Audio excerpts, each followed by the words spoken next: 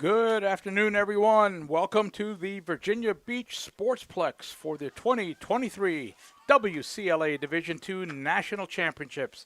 Today's Division II Championship game features the number 1 seed Utah Valley Wolverines with a record of 17-1 against the number 2 seeded New Hampshire Wildcats, bringing in a record of 13-2-1. Glad to have you with us for this second championship game of the day in Virginia Beach. Paul O'Hanian along with Caitlin Kelly joining you for the ride this afternoon as we're ready to crown another champion. We already had one winner this morning as the Boston College Eagles won their second consecutive Division I championship with a victory over Georgia, and we're going to crown a second champion today. And you know what, Caitlin? Both of these teams are in this championship game for the first time. Yeah, it's super exciting. Love to see some new teams make it to the championship last day. It'll be interesting to see. They'll probably have a little bit of nerves, but exciting. And both teams had great seasons. Utah Valley coming in at number 1 has a little bit of an edge just with a few more wins under their belt.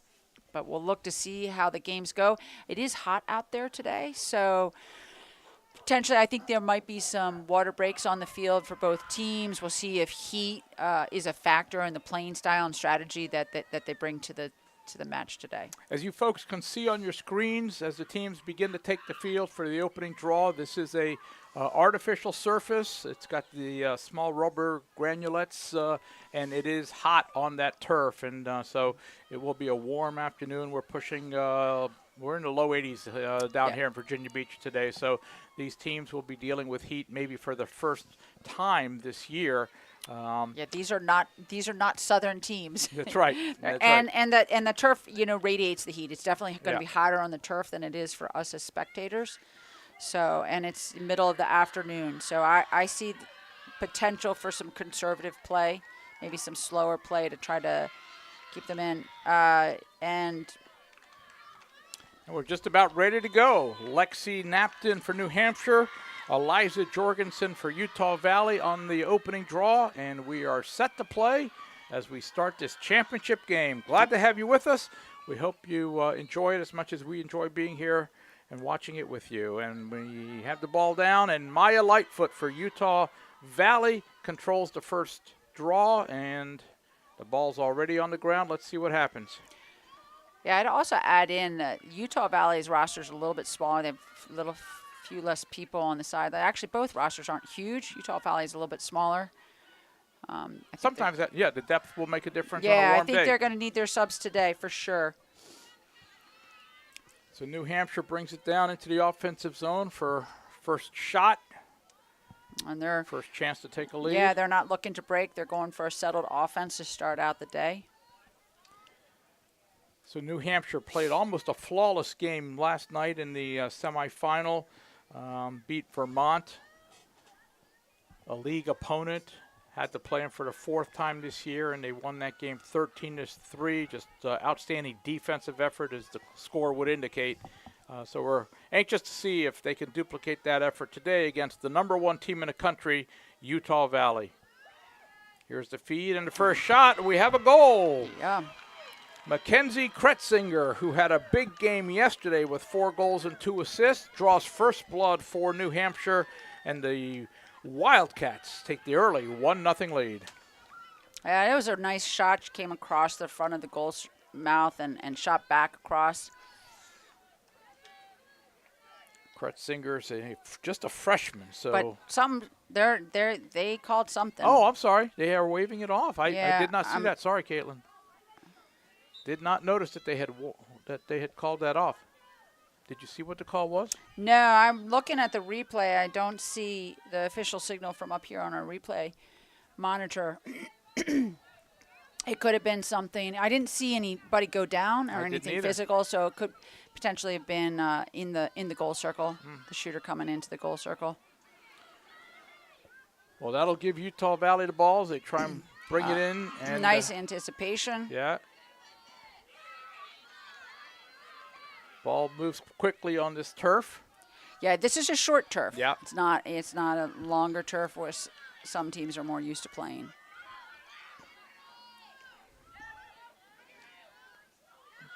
33 is Chloe Walentine. Pass goes off the stick. And it looks like New Hampshire will corral it and try and bring it back up the other way. That's Julia Ryan on the far side. Libby Stone, number 21. She's got it right now as New Hampshire works its way up the field on the clear. Lucy Weatherby, number 18. She's guarded by Lightfoot. Number 6 is Lindsay Swartz. And now New Hampshire will settle.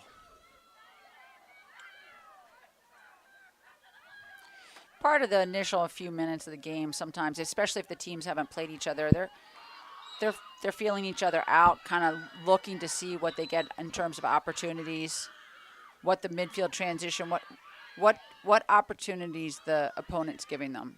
You know, are they getting doubled on it? Do they have fast break? How quickly do they drop in on D? So, you know, I think we're seeing them test each other and trying to figure out what they can take advantage of. This is Lightfoot, number 3. You'll notice her with the green headband. She is the National Division II Player of the Year. Explosive player, dynamite scorer, team leader, and you'll see her all over the field at both ends. Yeah, she has leading goal scorer for the team in the regular season with 64 points, 44 goals. Almost double of anyone else. And actually, draw controls, 79 draw controls for the regular season. She does it all. She really does. Really dominant player. Guarded by Ava Gaudette. Maya trying to back her way in. Gaudette knocks it away. Yeah, it's good defense, but she got it back. Yeah, Lightfoot got it back. They'll reset. 22 is Jorgensen.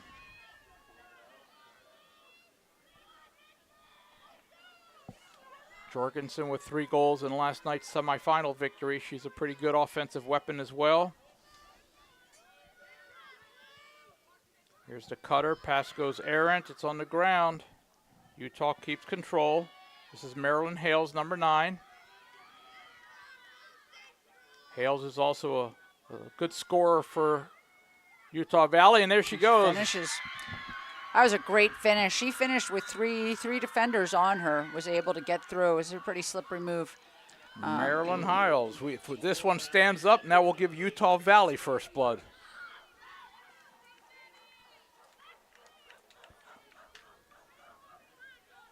So the Wolverines, 17-1 on the year, number 1 ranked team in the last regular season ranking. Also the number 1 seed. A tip of the hat to the selection committee for the Division II. They do the seedings. They had Utah Valley as the number 1 seed. They had New Hampshire as the number 2 seed. And lo and behold, those are the last 2 teams standing. So well done by the seeding committee.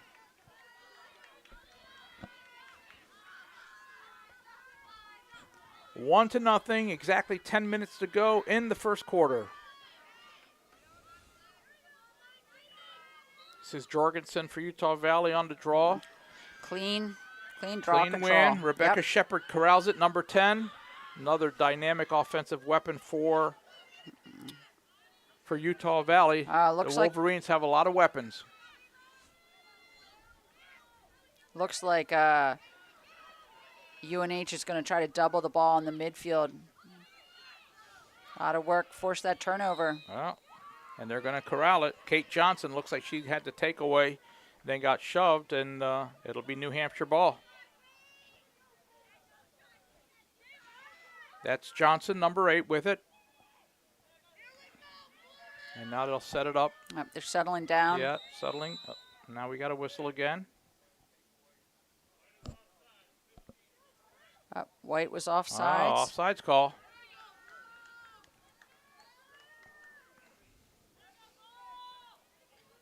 The officials are still counting. But no, they've reset it now. Yep, here we go. There's a shot. Looks like a goal. Yep, counted as a goal. We had a whistle on the play, but it is a good score by Lucy Weatherby.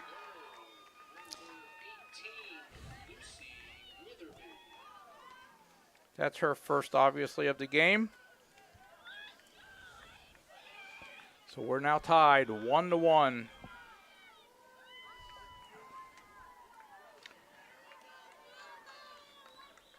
New Hampshire was the champion of the Northeast Women's Lacrosse League this year. They beat Vermont in that championship game, and then they had to beat Vermont again last night in the national semifinals. That was the fourth meeting between the teams.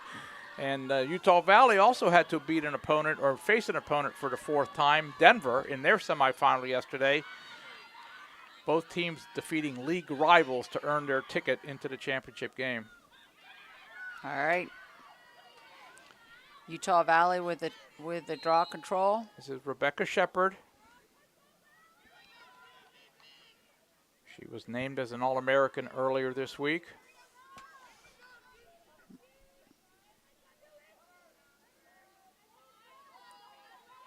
Utah Valley passing around, testing. I think they're looking to see what they have.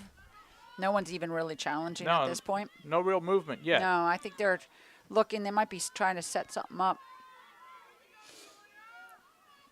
This is Lightfoot.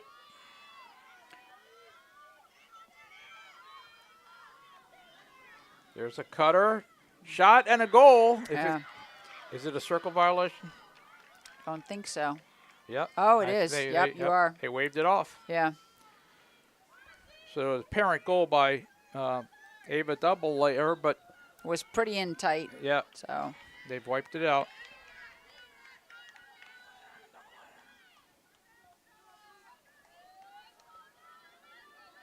And New Hampshire just turned it over, so it'll go back to Utah Valley. They'll keep it on the offensive end. See if they run the same play. Lightfoot with the ball in the same position she was a moment ago. Yep, they're going to do the same thing, try to get the screen on her. I think it's, they're trying to get Maya. They're sort of ISOing her on one side, and probably New Hampshire has their best defender on her, and then she can either drive or feed from that low goal line extended angle. Shepard with the inside move.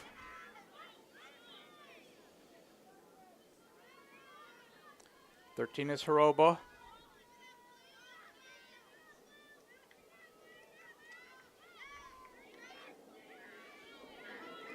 This nice is double. Barber.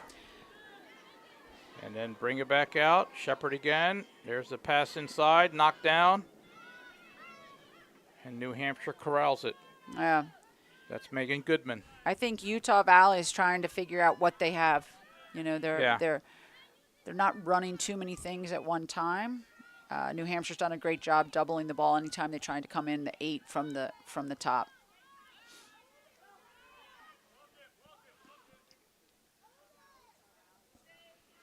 This is the goalie, Michaela Ashbrenner. She's one of 2 for New Hampshire that you will see. They split halves. Ashbrenner's the starter because she's a senior. She had an outstanding game last night in the semifinal. And we will see Tess Nunez in the second half for New Hampshire. Back on the offensive side. Wildcats with the ball. Shot and a goal. Score. Yep. Riley Chow. Yeah, nice look again, coming across, fading across the goal and shooting back. And this one's going to stay on the board, it looks like.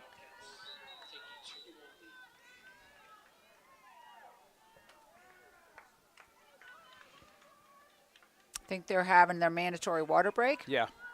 So what they'll do with that is they won't stop a play. They will, about halfway through the quarter, they'll try to find a whistle, an appropriate whistle to so it'll come at a natural break. Yep, natural break.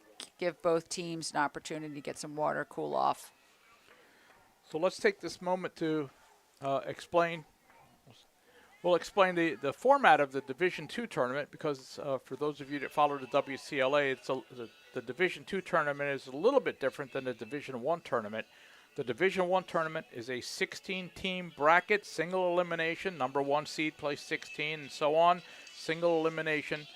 The Division II tournament only has 12 teams involved, and so the 12 teams are divided into 4 pools of 3 each, and you play a round robin within your pool of 3 teams, and the winner of that pool advances into the semifinals. So both New Hampshire and Utah Valley were winners of their pools to earn their way into last night's semifinals. Both won those semifinal games, and that is how they advanced here. So they've both won. Both teams have won 3 games, 2 in pool play, 1 in the semifinal round last night, and that brings them both, for the first time in both teams' histories, into this championship game.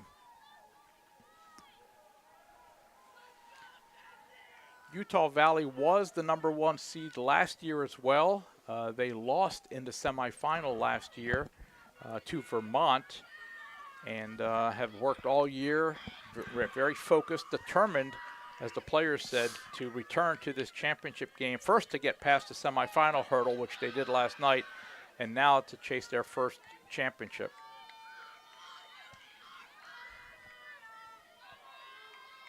New Hampshire leads 2-1, 5:52 to go. First quarter, Division II National Championship game. All right, we're back out on the field. And we're ready to go. Clean win for New Hampshire. That's Mackenzie Kretzinger. She had an outstanding game last night as well, and is really one of their top go-to players. Who was Utah Valley's loss to this year? They played Division I Utah and lost. That was their only loss, was to a Division I team. Okay.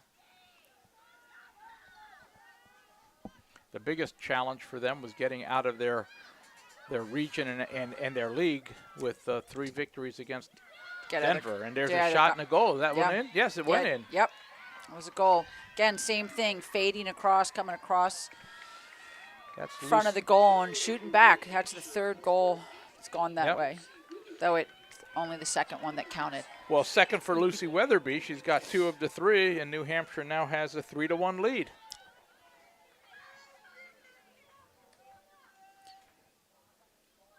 Did Utah Valley have any close games coming in this week? They did not have close games in their pool play. Yeah. But last night's game with Denver was a doozy. It was tied 12-12 after the 3rd quarter. It was 10-10 at halftime, 12-12 after 3, and then Utah Valley won it obviously in the 4th quarter. But they told us afterwards they weren't worried. They considered themselves a 4th quarter team. So that's what I'm interested in is, they haven't had a lot of losses this season, and sometimes if you're not challenged, you have to sort of adjust your strategy with a different type of talent on the field. See, she lost her presence on the field.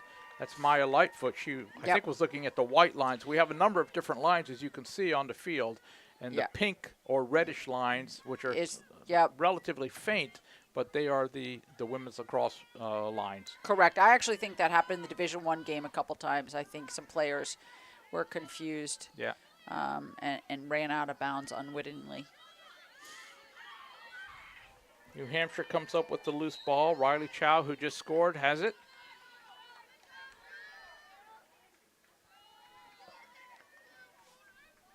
Goes behind.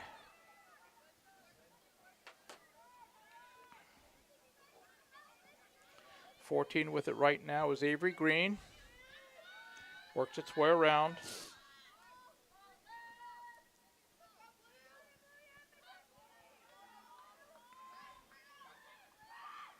Ball's poked away. Scooped up by Lindsay Swartz. Shot and a save. I believe that's Ash Brenner's first save of the day. She made 11 in 30 minutes of play last night. She was outstanding. That was a nice interception by New Hampshire on that. And nice knockdown there. Yeah. It was a broken play, and they rushed it a little bit coming back into the offensive zone. We're going to try this clear again. Yep, going for a long one. She might connect. The one thing with those long clears, if you're not accurate, they're super easy to to pick off because they're in the air for so long. This is Rebecca Shepard going 1 against 4, actually 1 against 12 right now, it looks like. But it looks like both teams are also, neither team shake and bake, shot goes wide. Neither team's playing a zone currently. They're, playing player to player, man to man. So we'll see if that sticks throughout the game. Yeah. This is Shepard still with it, far side. Looks like a little ISO setup. There's the cutter, nothing there. Again, very patient.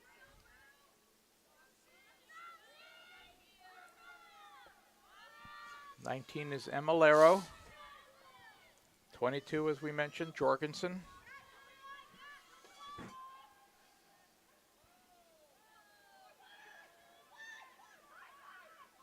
Still with it, Jorgensen. Now we have a whistle. And we have a delayed call, but they're putting her on the hash now for a violation.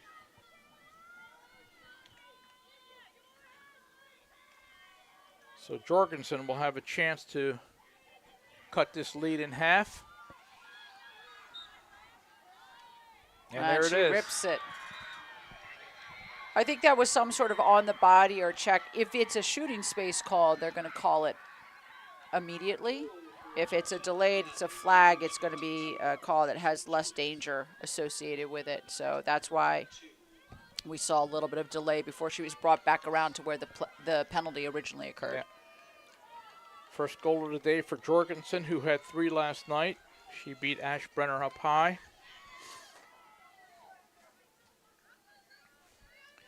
3-2. Just over 2 minutes left in the first quarter. First meeting this year, certainly, between these teams. They have not faced each other previously.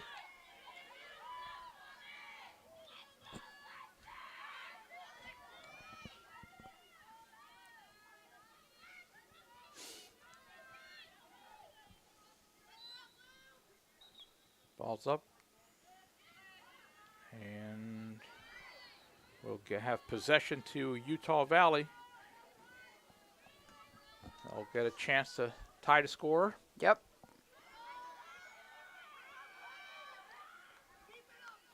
Nine is Hales. I think New Hampshire's doing a good job of really shutting down some opportunities from up top. They double pretty quickly.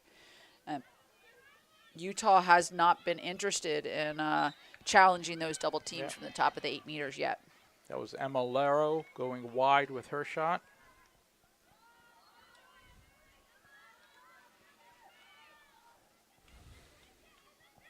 Laro with it again. Yep, challenging the double. This is Jorgensen, top of the arc. Hands it off to Shepard.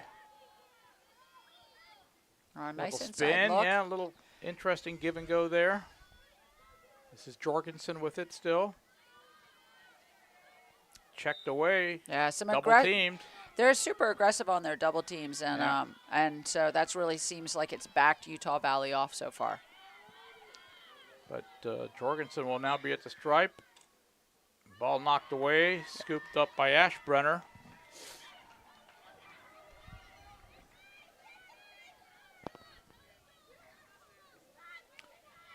Ashbrenner with the clear attempt. Oh, yeah, that was a misfire. It's going to work out. Yes. Oh, they're calling it white ball. Looked like Utah Valley knocked it out, but officials not more than 5 yards away from it. And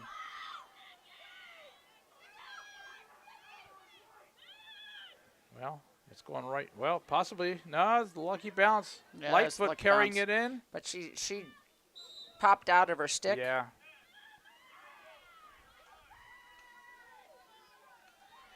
Wow, and then Lightfoot's now going to get a shot from the... I don't know what that call was. Yeah. I missed that. A couple of fakes, and then she squeezes it by Ashbrenner. And that's the first of the day for Lightfoot. All right, and we got a tie game now, right? We got 3-3. There we go. With 5 seconds left in the quarter, it's a good time to tie it up. Absolutely. We mentioned Lightfoot as the National Division II Player of the Year. Showed everybody why last night in that semifinal game with 5 goals and 2 assists, a 7-point semifinal. And she has knotted the score here in the championship game with her first of the day and put the teams even at 3-3.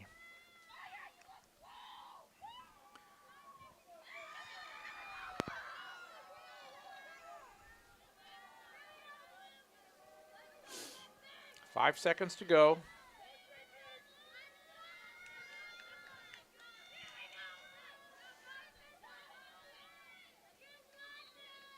There's the draw. All right, UNH comes up with UNH it. Really not gets enough it. time Yeah, to. not to do anything, right? Nope. We'll give Kretzinger the credit for the draw, but it'll stay 3-3 at the end of the first quarter. So we're going to step out. Team's going to grab some water, and we will be back in just a few moments.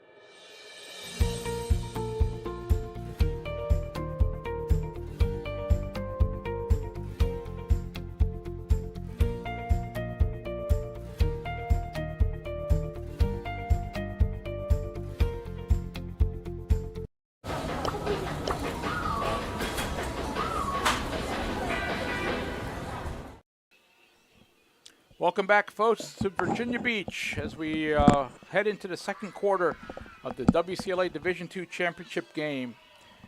And just want to remind you that USA Lacrosse is a proud partner with the WCLA, and we'd also like, as US Lacrosse, would like to acknowledge the event sponsors who support this event.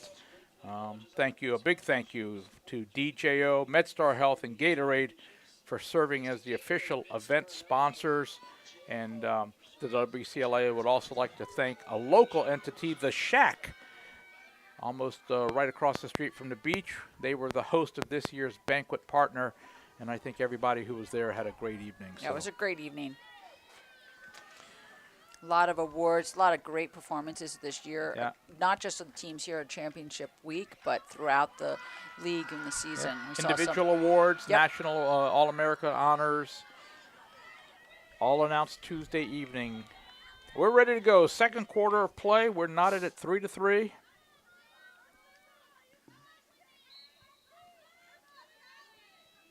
Ball's down. Looks like possibly Kretzinger again. Yep, she's going to scoop it, pick it up, knocked out of her stick.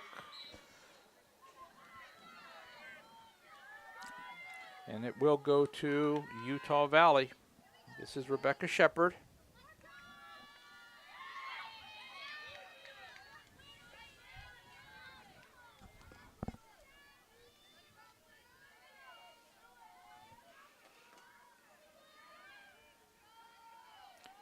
Number 9, way out front, Marilyn Hales. She has one of the 3 goals.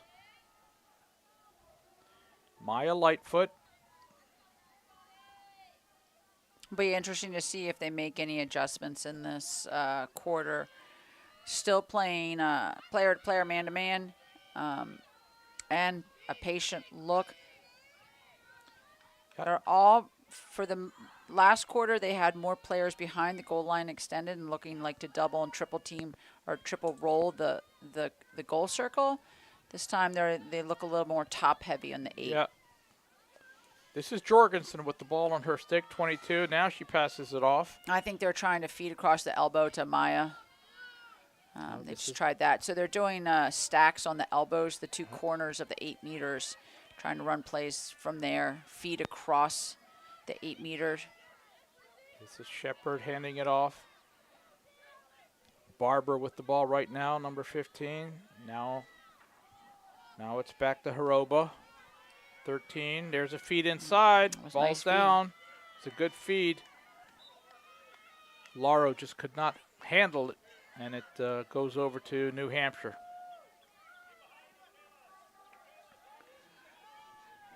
Utah Valley doubling the ball quickly. Julia Ryan passes it up ahead. New Hampshire looking for a transition here. Looking for the fast break. Shot and a save. Great save. Turns it around, gets it back.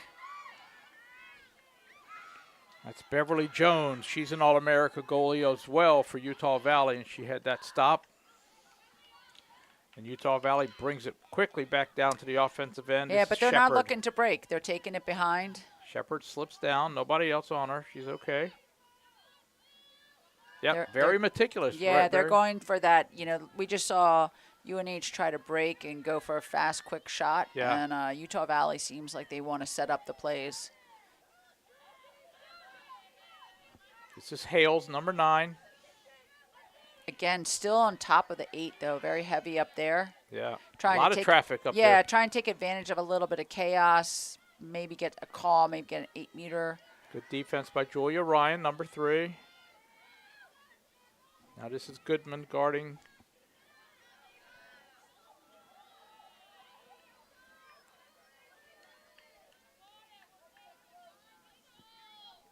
Reminders, you're seeing this long possession, folks, that unlike NCAA varsity play, which has a shot clock, the club teams do not have a shot clock. You can see these long possessions without the clock ticking down.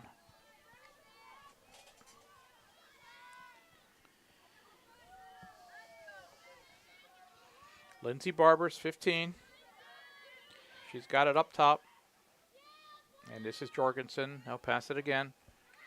Ball gets knocked down.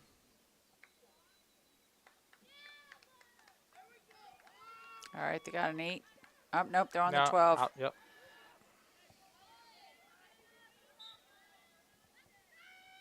Jorgensen up top. Nice Ball knocked knockdown. down. Let's see if New Hampshire can.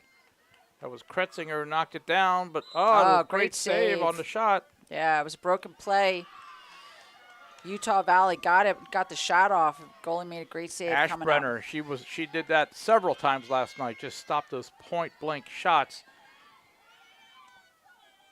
But Utah Valley will get a free position. This is Emmy Laro. Takes the bouncer, saved by Ashbrenner. Yeah, nice low shot. She made that save look easy. Yep, she closed that 5-hole. And now New Hampshire will try and clear it up the field. Number 3, Julia Ryan. I feel like Utah Valley hasn't quite figured out New Hampshire's defense, how to work around it. I don't think they've gotten into rhythm down there yet. It's a holding call, it looks like. Yep. Staying with New Hampshire. Putting her on the 8.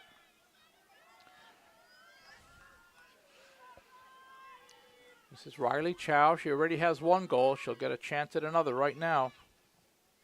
Shot and a goal. Yep. Low, off stick side. Good placement. Second goal today for Riley Chow, number 23 of New Hampshire. Chow with her second. Wildcats have clipped 4-3. And New Hampshire takes the lead once again. Yeah, that was a nice shot, nice placement on that. That's what you want to see. You want to see those low shots, I think, usually on the 8 meters, unless you can really put a lot of heat on a shot. Not quite ready for the water break, the mandatory break. It's 9:33 to go. They'll probably wait for another whistle or 2 before they send the teams to the sideline for water.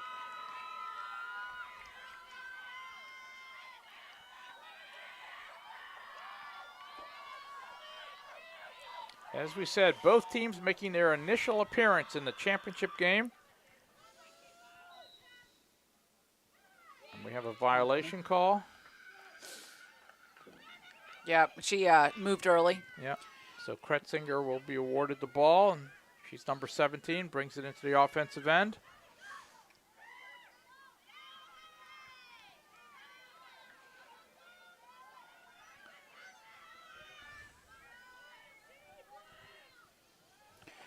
New Hampshire's really spread out. They don't look like they're, I don't know what they're setting up. They're really kind of passing it down, settling it. We're in a sort of classic resetting. motion Yeah. offense Yeah. setup. And they're looking. Kretzinger makes her initial move. Passes it off. 13 is Napton. Little spin and roll. Right. Nice save by the goalie. Yep, Beverly Jones in the right spot. Good position. Okay, white timeout. It sounded like from the official, so Utah Valley. Yeah, they took a timeout with that possession. So this may end up being the water break as well. So we're almost midway through the second quarter, and we'll take a break as well. It's New Hampshire 4 and Utah Valley 3. We will be back.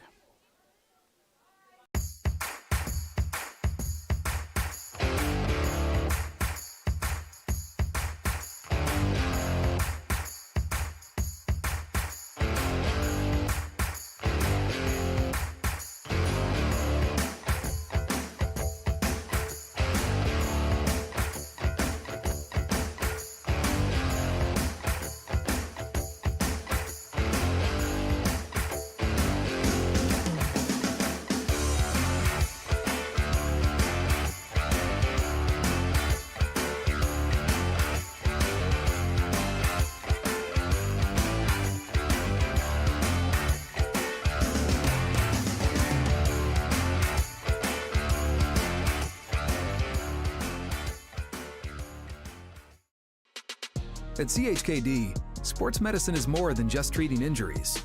It's a whole team approach to caring for young athletes. With experienced physicians, surgeons, trainers, and rehab specialists here when kids and teens need them most. Our experts help young athletes prevent injuries too, with advanced training and conditioning programs that keep them in the game safely. CHKD Sports Medicine, where kids are more than patients and we're more than a hospital.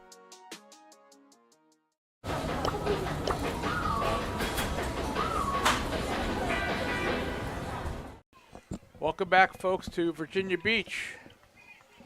We're just about midway through the second quarter. Yeah, another tight game for us here today.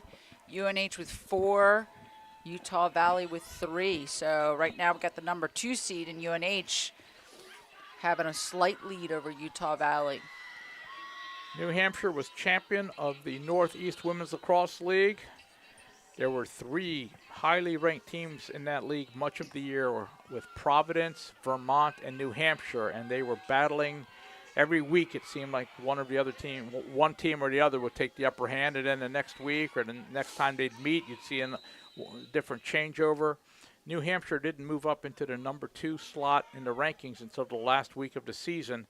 It was after they secured the league championship. Here's a long clear, and Shepard. It was bobbled, yep. Well, Utah Valley will get the whistle here. And this is number 10, Shepard. She'll start it.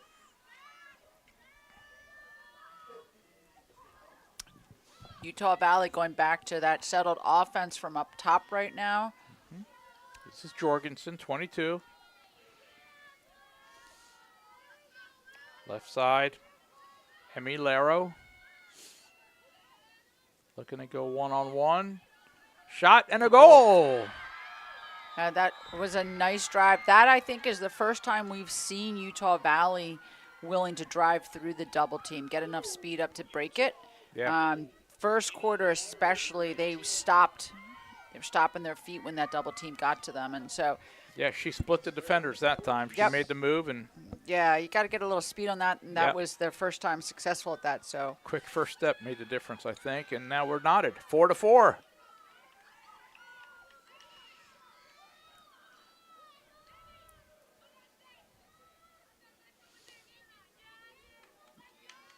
They're still jogging back to the midfield to the draw.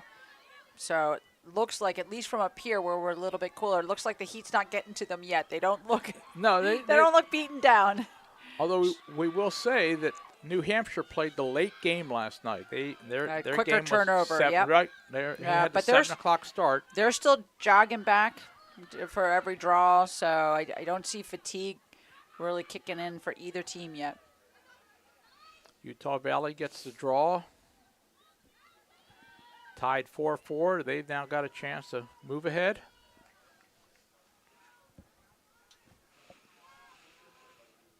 Jorgensen looking for Shepard. Ball's knocked down. And New Hampshire comes up with it. Yep, New Hampshire picks it up. Lindsay Swartz. I think it's been pretty even so far in this game today on the sort of 50-50 balls. I don't see one team quite dominating there yet. Probably why we have a tied game. Yeah. Seems fairly evenly matched for us right now. Lexi Napkin shot goes high. Good backup by New Hampshire. They'll keep possession.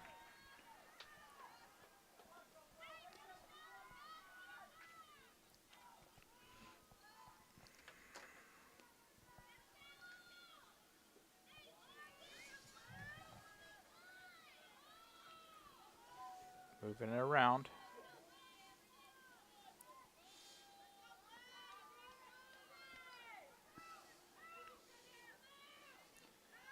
Dobelier makes her move.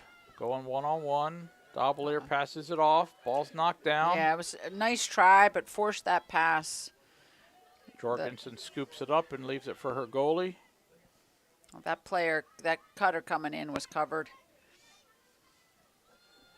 Good defense from Utah Valley to force that turnover. That's pretty close to that sideline, but Utah Valley keeps it in, and now it's an errant pass. Let's see who comes up with it. Barber scoops it up for Utah Valley. There's a look, intercepted inside by Ryan, Julia Ryan, right spot, right time.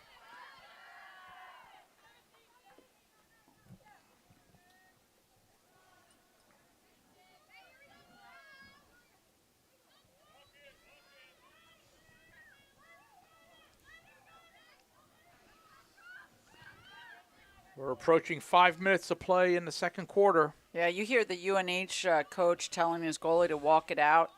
He's since Utah Valley is player to player right now, there's no one for her to pass to freely, and so she's trying to walk it up the field to draw a Utah Valley player onto her so that she can get an easier pass. So you draw somebody to clear it up for somebody else. There's Yes. a good clear. Yep, it's a good one. Pass.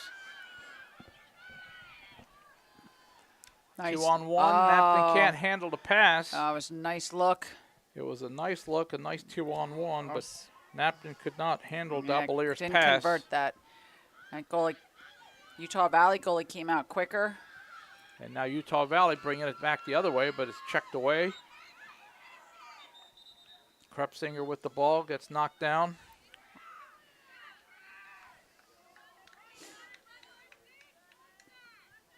Another little sign of sportsmanship there. Yeah, that's nice. Ran into each other. Utah Valley player pulled the New Hampshire player up off the ground after they collided. Love to see that in any game, especially the championship game. Yeah.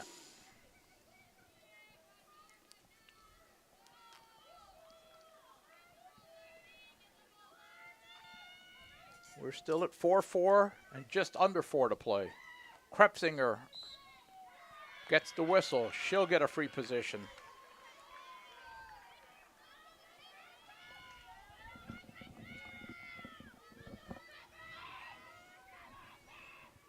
Krepsinger, Beverly Jones looking to make the stop. She goes high over Jones's shoulder, and Krepsinger puts Yeah. the Wildcats ahead once again. That was a nice 5-4. finish. She protected her cross coming in and then was able to finish.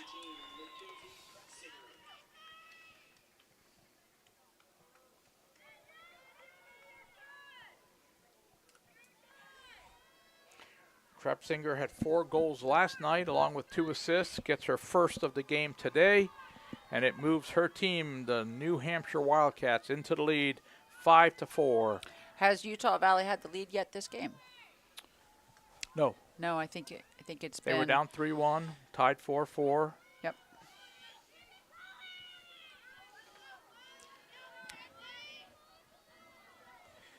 And Krepsinker will be asked to do a little bit more work. Just scored the goal.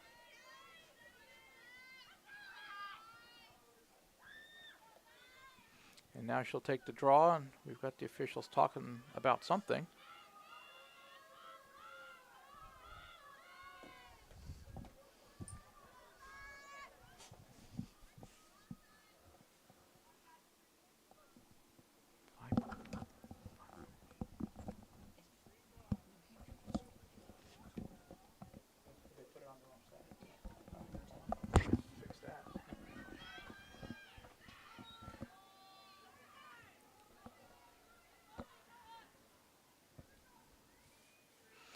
So Utah Valley will get possession after that lengthy discussion. There's no draw, must have been a violation.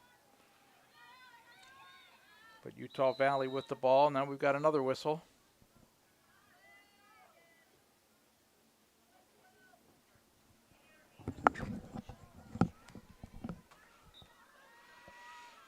Okay, the Wolverines will keep it. We're back in play. Utah Valley now trails by 1, looking for the equalizer. Yeah, it was a green card of some sort. Which is why we didn't have to draw. Yep. Here's a pass, knocked down. Good defense. Corralled by Julia Ryan. This is Ava Gaudet, number 2. Ball's checked away from her. Nice recovery by UNH. Lindsay Swartz picks it up. Lucy Weatherby with it now. They're still trying to run through these doubles and Yeah. triples. Love to see them move the ball a little bit.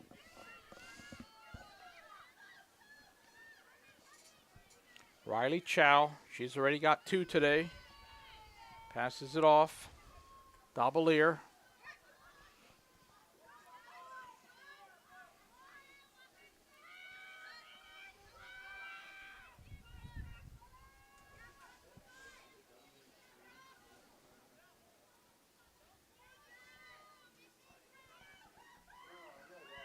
They're looking. Yeah.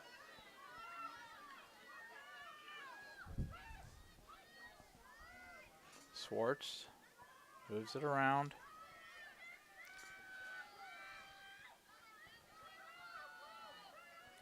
Chow with it, looking to create something, looking for a cutter. Yeah, I don't see a lot of setup plays right now. I feel like they're kind of moving it around, trying to drive and feed at the same time, see if they can break something, Also get an got some opportunity. different players in. Yeah, but there's not a lot of stacks or Yeah. screens really going on right now. Number 5, Mia Russo. 18 is Weatherby. Directing a little traffic. Weatherby starts her dodge. Weatherby shoots, bouncer goes wide.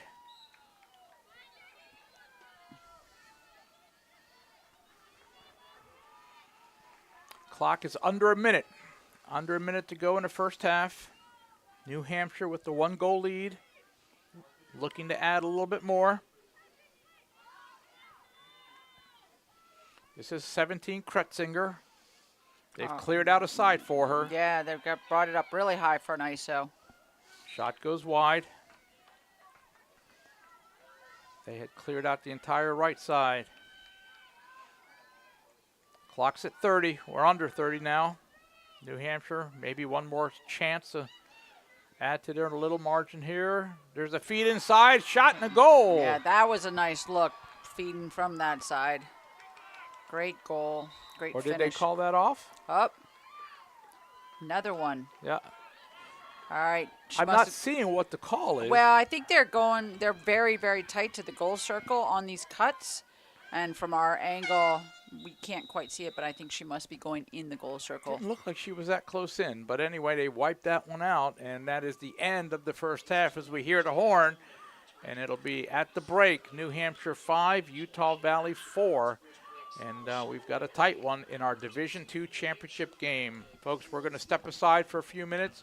We will be back with you. Hope you'll join us for the second half of this championship game. At CHKD, sports medicine is more than just treating injuries. It's a whole team approach to caring for young athletes. With experienced physicians, surgeons, trainers, and rehab specialists here when kids and teens need them most. Our experts help young athletes prevent injuries too, with advanced training and conditioning programs that keep them in the game safely.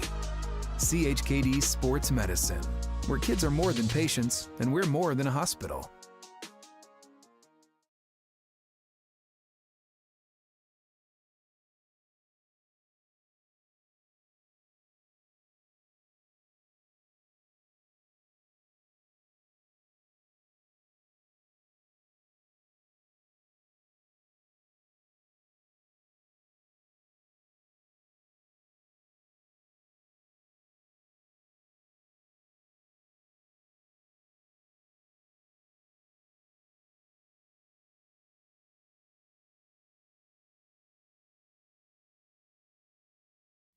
Well, it's everybody's favorite time of year again. Time to prepare to make your annual donation to that infernal revenue service. And if you're like me, you need help. Help to keep that donation as small as possible. So get off your W-2 and call John Maynard at John's Tax Service. 455-6763.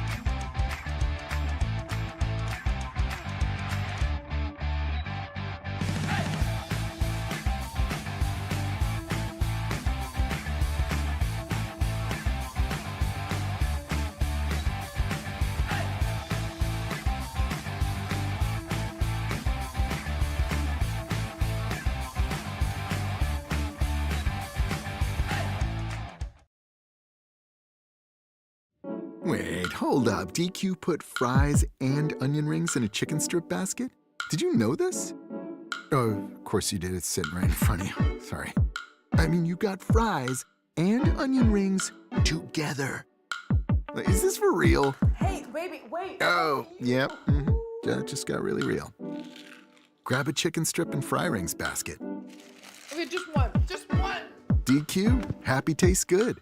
Get it delivered at DQ.com.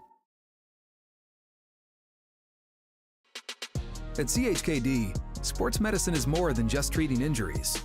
It's a whole team approach to caring for young athletes. With experienced physicians, surgeons, trainers, and rehab specialists here when kids and teens need them most. Our experts help young athletes prevent injuries too, with advanced training and conditioning programs that keep them in the game safely. CHKD Sports Medicine, where kids are more than patients and we're more than a hospital.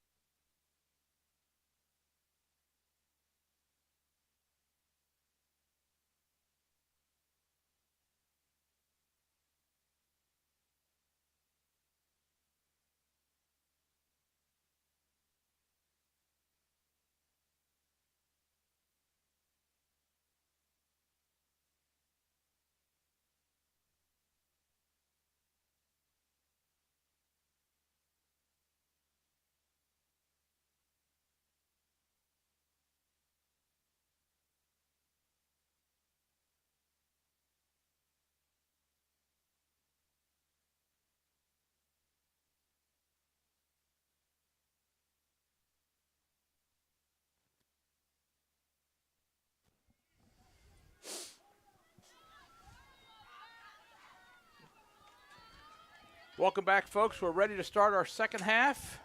Ball is in play.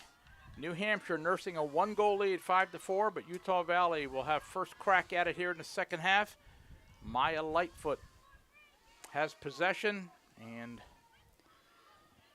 we will see what we get. 30 minutes to a champion, a new Division II champion. Yep. Again, reminding our listeners that this is both teams' first time in the championship game this week. Here's a shot by Maya Lightfoot, knocked down. I think that was Julia Ryan knocking it down. And now New Hampshire bringing it back the other way. Kretzinger. She's number 17. Pulling it out. Looks like they're looking to settle it down. Number 19 is Dobelier. She's taking it behind.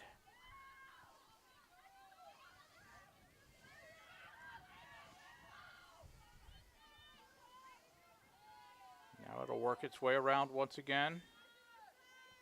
Krepzinker looking for a cutter. Looks like we have Utah Valley still in a player-to-player, man-to-man There's a shot defensive goes style. high. So no adjustment on that front during the halftime.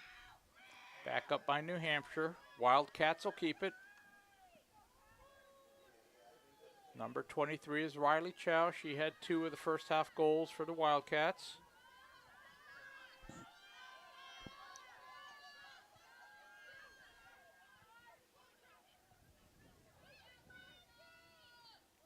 '18 is Lucy Weatherby. She's got it again right up top. Weatherby also had 2 goals in the first half. Yep. And we have a call. It was cross-check earlier, so we're putting Putting them on the hash. them on the hash. Nice opportunity for UNH to build on their lead. This is Lucy early. Weatherby. Weatherby goes in, bounces it. Knocked aside by Beverly Jones. That was an aggressive bounce.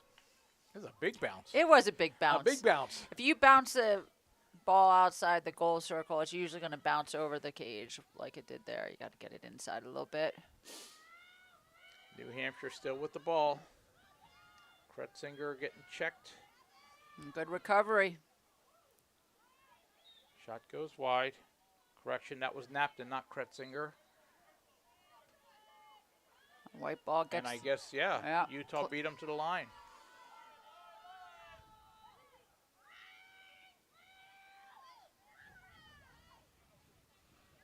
We're just underway. Second half action. WCLA Division II championship game. Broken clear. Broken clear. Up. New Hampshire will have it once again. Another shot at it.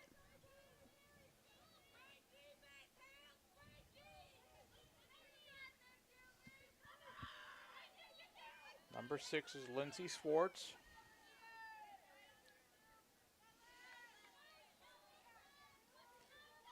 Dobelier. Feed inside, knocked down. And now, is that a shooting space call? Yep, it was immediate, and it was interesting. 19, I believe 19 had it, and I thought they were going to settle it down, but she had a slow break, someone coming in open, and it just was a kind of a misfire on the pass. Weatherby at the right hash, tough angle, right? Yeah, tough angle as a right-hander. And she sails it wide. And White gets to recover it. So 2 opportunities that I wonder if she UNH was in wasn't the able to circle, convert. too. Was that a circle call?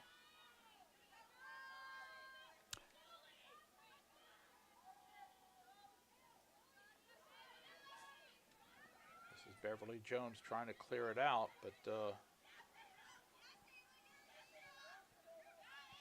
basically It's a lot of confidence in Maya. She Yeah, threw a 50-50 ball to where Maya was in hopes that she would get it. yeah. For those not familiar with the goalie stick, it is a little bit harder to be precise on those throws with a goalie stick than a field player stick. So sometimes you do try to throw it towards your best player and hope they can make the play for you. Yep. Utah Valley on the offensive end. This is Rebecca Shepard, All-American player. She's been quiet so far. Makes her move. Hands it off to Jorgensen. Jorgensen had 1 of the 4 goals for Utah Valley in the first half. Yeah. There's a feed inside.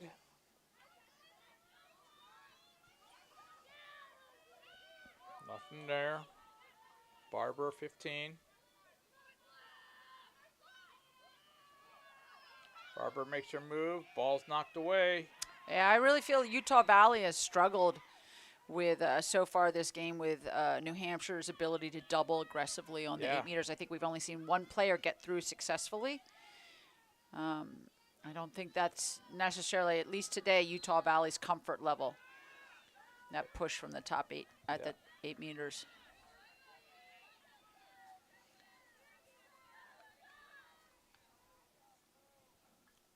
Julia Pitts, number 27.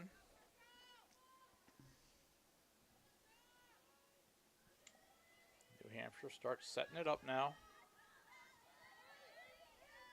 Kretzinger, 17. Guarded by Lightfoot.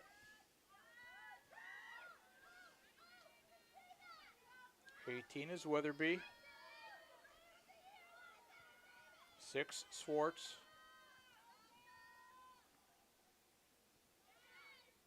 Back to Kretzinger. Here we go again. Look like they're doing a pick and roll away a little bit. There's a shot blocked down by the defense. Yep. Got the shooting space And call. now shooting space. Now, I like this hash a little bit better coming from the other side if you're a right-hander. For a You're s- right-hander, you yeah, know, if you better fade, angle. you get potentially get a step inside a little bit, get a bit of better angle. This is Lindsay Swartz. She's a freshman. Tries to make a move inside. Good decision. Good defense being played by Lexi Burns.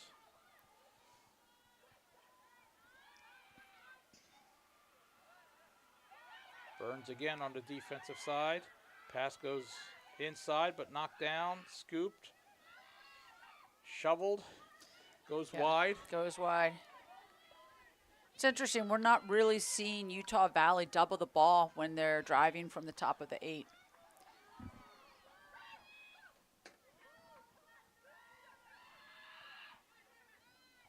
It's a long possession.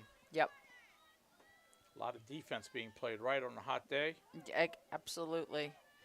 Absolutely. But I think they'd rather be doing this than running up and down the field with broken transitions.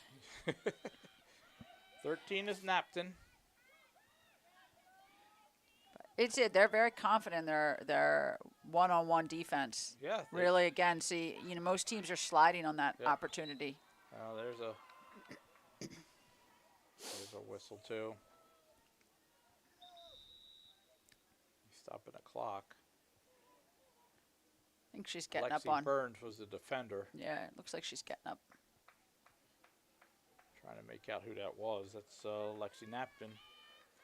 She was the one that got knocked down. So she'll be on the hash now with a free position attempt or a free position opportunity. We'll see if she takes the shot or pulls it back out.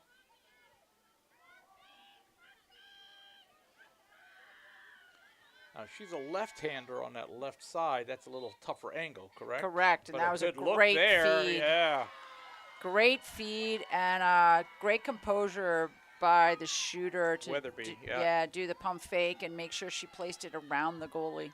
That was a well created play, and Weatherby, that's her 3rd of the game.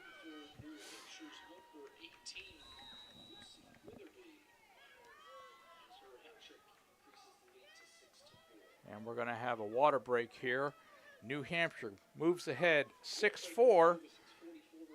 Number 2 seed against the number 1 seed, and right now the number 2 seed has the upper hand. We'll see if it holds. We'll take a break, and we'll be right back for the completion of the 3rd quarter.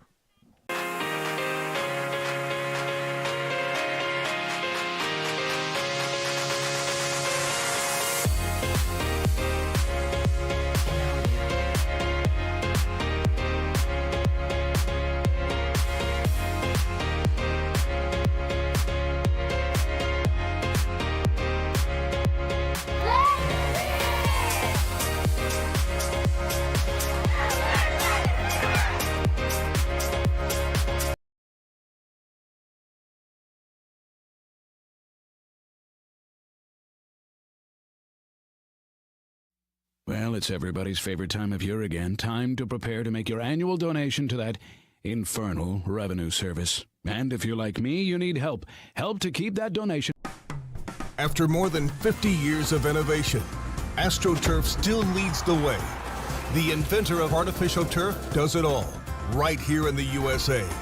We engineer, test, manufacture, and install the world's most innovative fibers and turf technologies, with over 30,000 tracks and fields worldwide. AstroTurf, powered by Sport Group.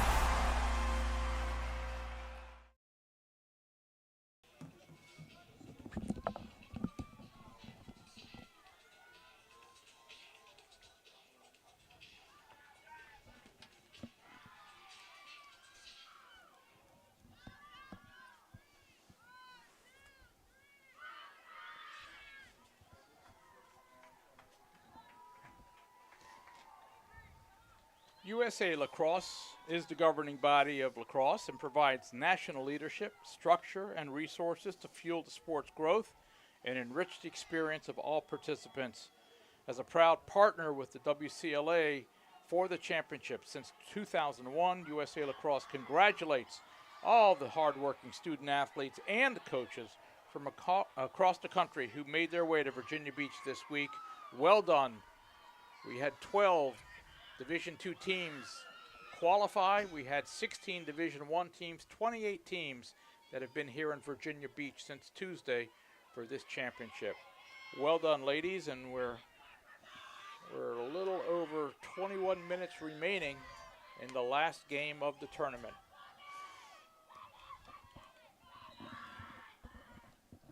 New Hampshire has a 2-goal lead, but Utah Valley has the ball. And we'll try to cut into that lead. Yeah, it's still a tight game with a lot of time left, and both of these teams have had strong seasons. I think it's too early to see where we're going to end up at the end of this game. Still anyone's game, as they say. Ball's up top. On the stick of Marilyn Hales. She's got one of the goals for Utah Valley. Now it's Jorgensen. She's also got one, number 22. Rebecca Shepard, number 10. Passes inside. Haroba has no room, brings it back out. This is Caitlin Sperry now in the game, number 1. Ball is knocked off her stick momentarily. She picks it up again. Sperry's a freshman. Yeah, I give UNH a lot of credit on their defense right now. I think for the whole game they've been really stingy. They're doubling every ball that comes in the 8. Just like even that makes it harder to take the shot. And I think that they have not quite yet figured out how to get through and get the kind of shots, quality shots they'd like to get. That was the first save by Tess Nunez. She was the New Hampshire goalie that came in at the start of the third quarter. New Hampshire always plays 2 goalies. They play their starter, Michaela Ashbrenner, the senior, always gets the first half start. And then Tess Nunez, the sophomore, will play the second half. And that was Nunez with that save. And now New Hampshire has brought it back in, and they're on the offensive side with a whistle. Yeah, they're going to give a slash to Maya. She was pretty aggressive on her attempts to check as they were running down the field. I think the repetitiveness of those big swings ended up in a card for her. Is this the first card of the game? First or second. It'll be releasable. It will New be Hampshire, releasable. Yep, if they score. But they can afford to be patient now with a 2-goal lead. Clock is to their advantage, even though there's a lot of time still to go.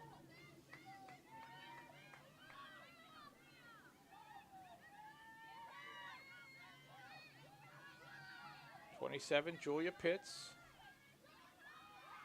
19 is Davalier.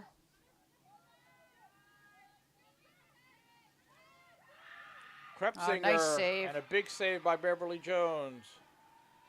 Yeah, nice save. That was a triple roll. That was the third person coming around the goal circle for that feed. A good look by UNH, but the goalie came up. Beverly Jones unofficially with 5 saves. That being said, that was just an unforced error. And New Hampshire will get it right back.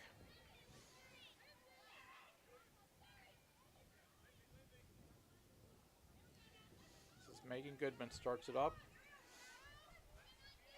Swartz with it. A nice number 6. outlet pass, trying to get upfield, get down to that offensive zone, be able to settle it back down.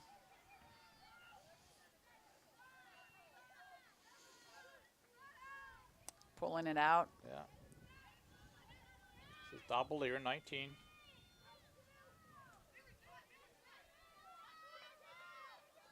She's being guarded by Walentine. Now they start moving the ball. Kretzinger. Right side, Pitts. Pass Nice inside, interception. picked off.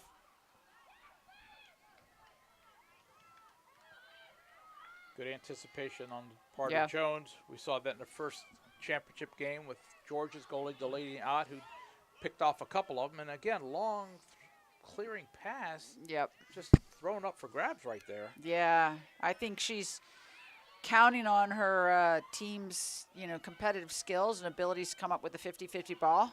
And they And it- did, and and they that- got a chance right now. Yep. It's a whistle. Yeah, I believe that was a shooting space. Well, that's going to probably Potentially. Yeah, It's hard to tell. I didn't see the official signal, but that's where they're putting it. Olivia Gilbert this time. This will be her first attempt on the free position. Her shot sails wide. yeah, no step in on that. Number 1 is Sperry. This is Shepard. They could really use a lift from her. Yeah. There's a shot and a goal. Yep. Rebecca Shepard with her first of the game. I think that was an important goal for them. One, to get her on the board, but two, there was a double and she stayed in the double and worked, put a little bit more grit in to get a quality shot off. And so far in this game, I feel Utah Valley has really backed off on when they get double teamed, and the 2 times we've seen them go with it, they've actually gotten a goal. So hopefully that's something they'll take for the end of the third and the fourth quarter. Well, Shepard's a big scorer. If she can get on track in the last 16 minutes we've got left, that'll make a big difference. that Well, will hopefully make that a was big a difference. confidence Yeah. boost for her, that she can handle the double team coming at her and still make something happen. We're back to a 1-goal game, 6-5 in New Hampshire. 1:55 to go, third quarter. It's tight, and it's been tight.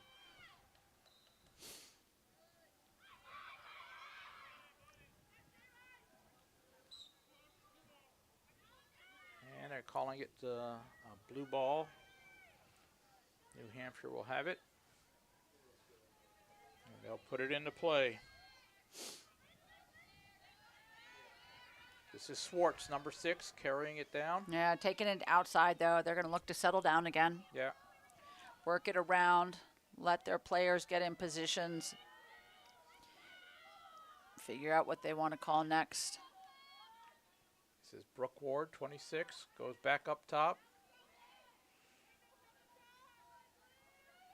Yeah, they're getting themselves into something. They're going for the ISO here. Kretzinger against Lightfoot. Looks like a double's coming. Yeah, she got rid of it before it Yep. got to her. This is Chow, and she scores! Yeah. A lot of pressure coming around the goal circle. She made it work that time. Solo move by Riley Chow, her third of the game. And New Hampshire goes back ahead by 2. Hat-trick for number 23 of New Hampshire, Riley Chow, her third goal. It's to be lead to 7-5 for the Hurricanes. 3 goals now for Chow, 3 goals for Weatherby, 1 from Kretzinger, and that's how you add up to 7 for New Hampshire. And they've got a 2-goal lead as we're into the final minute of the third quarter.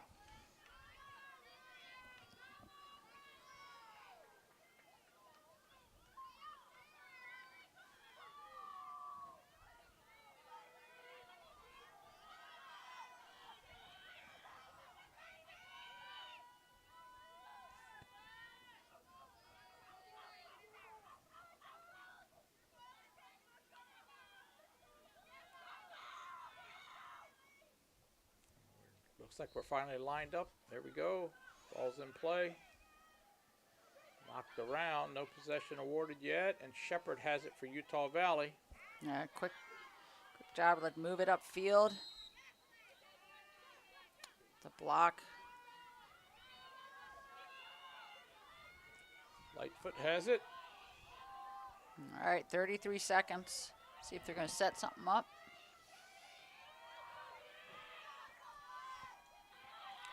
Wolverines could use one more right now to make it tight again at the heading into the final quarter, but I think Maya likes to drive from this angle, they're and so clearing doing an out that ISO side, for yeah. her. It's an ISO. Yep. Nobody else there. She's working against Gaudette. Turns, shoots, and a save. Great. Nunez anticipated it, although we have a whistle. They knock her down. Are we going to get a foul call? No, it was great save by the goalie. Clock shows 5 seconds.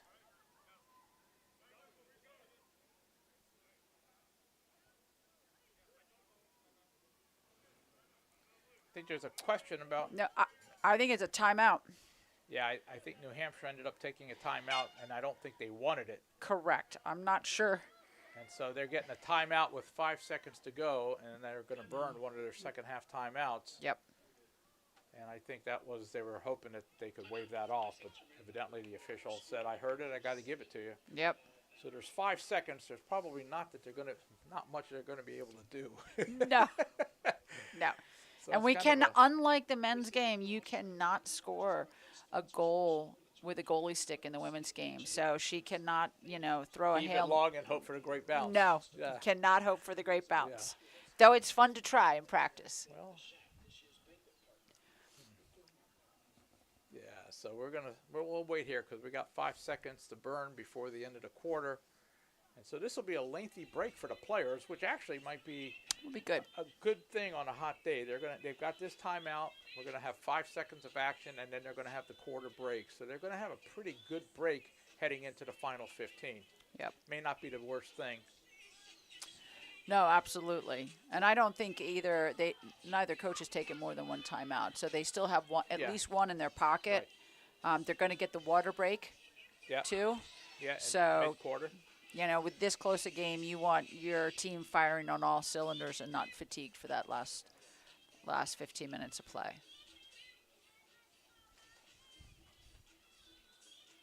Interesting, folks, that we've had some low-scoring games today. The first championship with Boston College beating Georgia finished 11-5, and it was 5-5 at one point. So I think it was 5-5 at the end of the third quarter, and then BC really kinda broke it out. open late. And I wonder if we're looking at a similar scenario here. We've got 7-5. As we are just 5 seconds away from the end of the quarter, and we'll see what the fourth quarter will hold. But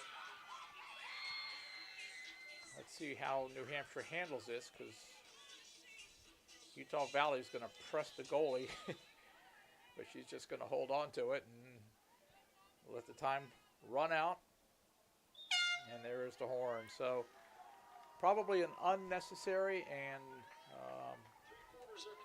a timeout they didn't really want, but well, they got an extra 30 seconds added on They to did. their.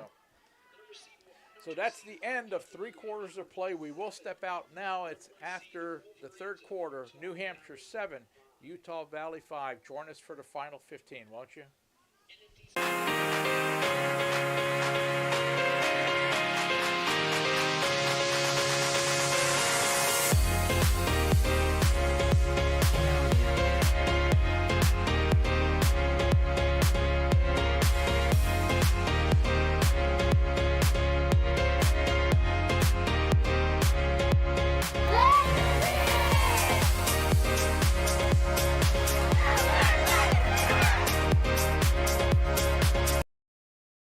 Wait, hold up. DQ put fries and onion rings in a chicken strip basket? Did you know this? Oh, of course you did. It's sitting right in front of you. Sorry. I mean, you got fries and onion rings together. Is this for real? Hey, baby, wait. Oh, yep. That just got really real. Grab a chicken strip and fry rings basket. Okay, just one. Just one. DQ, happy tastes good. Get it delivered at DQ.com. At CHKD, sports medicine is more than just treating injuries. It's a whole team approach to caring for young athletes.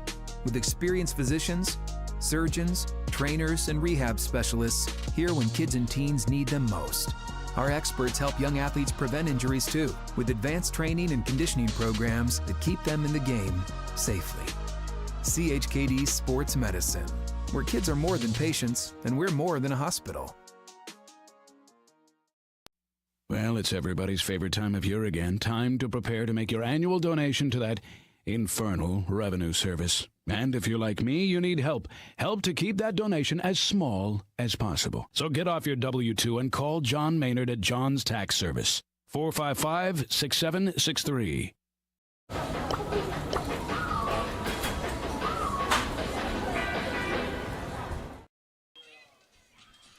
Welcome back, folks. We're 15 minutes of game action away from crowning a 2023 national champion in the Division II ranks of the WCLA. New Hampshire looking for its first championship. Both teams looking for their first championship.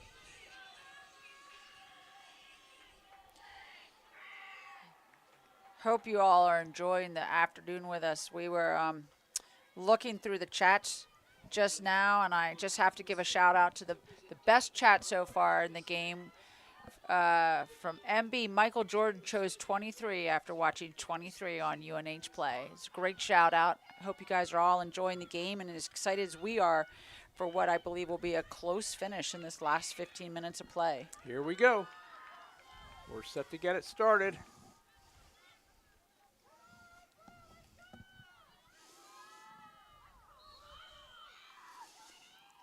Amaya with a dominant draw control there.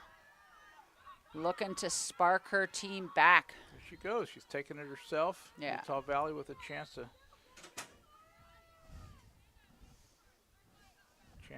cut this lead again in half.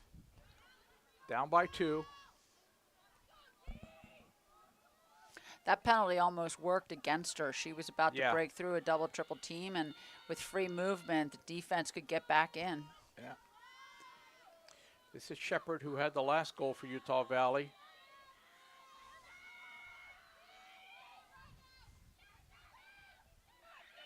There's an inside roll, shot, and a goal. I think that's the old school shovel shot. Yeah.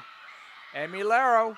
They called it off. Oh, again. No, wait. I don't know. I think it's they're doing All a right. stick check. I don't know what happened there. Something. Oh, it's good. Yep. Yeah, it's going to count. Sorry about that. Emilero, her second of the game. And now it's a 1-goal contest with most of the fourth quarter to go. Here we go. Let's see if we get an offensive explosion. Maybe they've held it for the fourth quarter. Well, they said they were a fourth quarter team, correct? They did. Talking to them yesterday, they Yeah. said they were not worried going into the fourth quarter yesterday with a tie game. Well, and that's a great, great response for them in the first minute of Yeah, play. absolutely. Maya started that off. I know the shovel shot goal doesn't look impressive, but it can be really can be hard for a goalie to track because they don't see the release movement in the same way that they normally see. Nice interception there. Yeah. UNH is not ready for That was Weatherby who picked it off, and now New Hampshire will have a chance.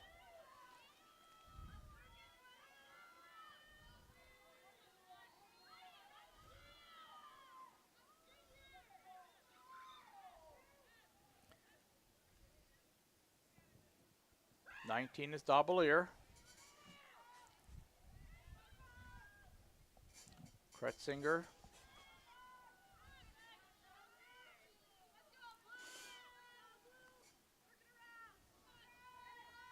Weatherby.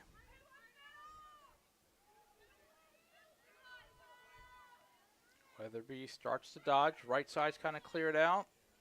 nice Goes in feet inside inside. shot. Goalie save. Yeah, big She save came right there. out on her. Good challenge by the goalie, Beverly Jones. New Hampshire does get the rebound, though, and it's on their stick now.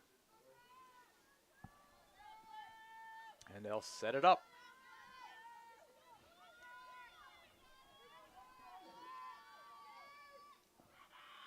This is Michael Jordan. Excuse me, Riley Chow. Yep.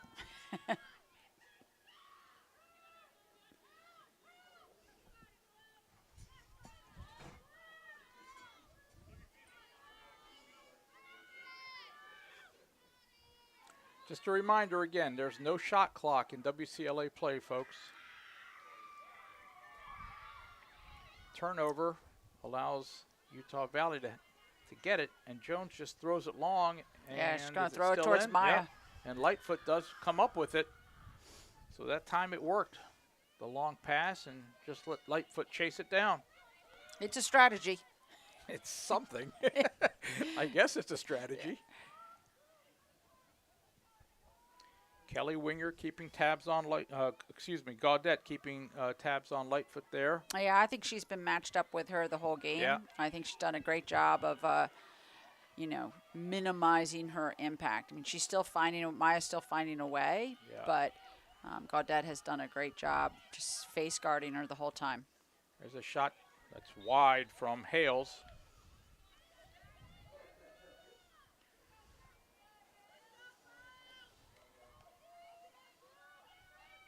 This is Jorgensen, 22. Now they throw it inside to Shepard. She spins, shoots, another save. Nunez knocks it aside. Great save.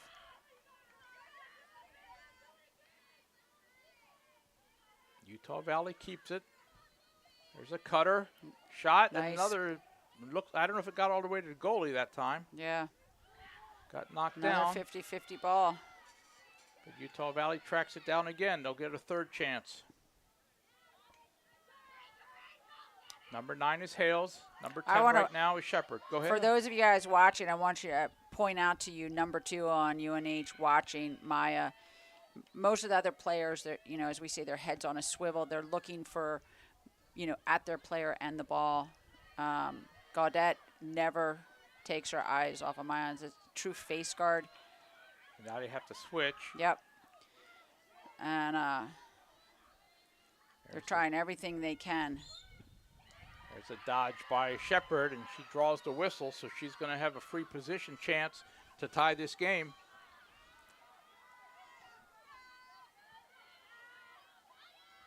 Shepard, Nunez in goal.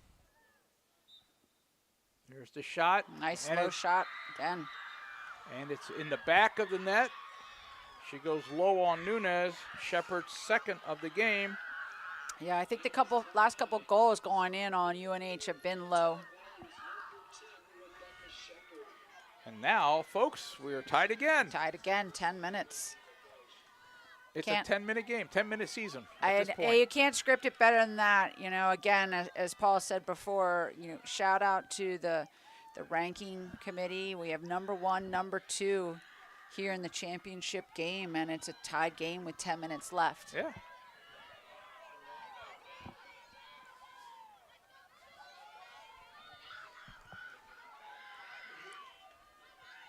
$10 to go.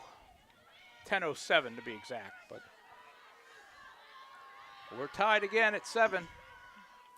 Every draw. Yeah, counts. Critical, right? Yep, you're watching every draw. And Utah Valley gets this one, we think. Yeah. Now it's on the ground again. Kretzinger gives chase. And New Hampshire does pick it up. Kretzinger wins that race to the line, race to the ball, but it's checked away again. And they're going to give it to New Hampshire.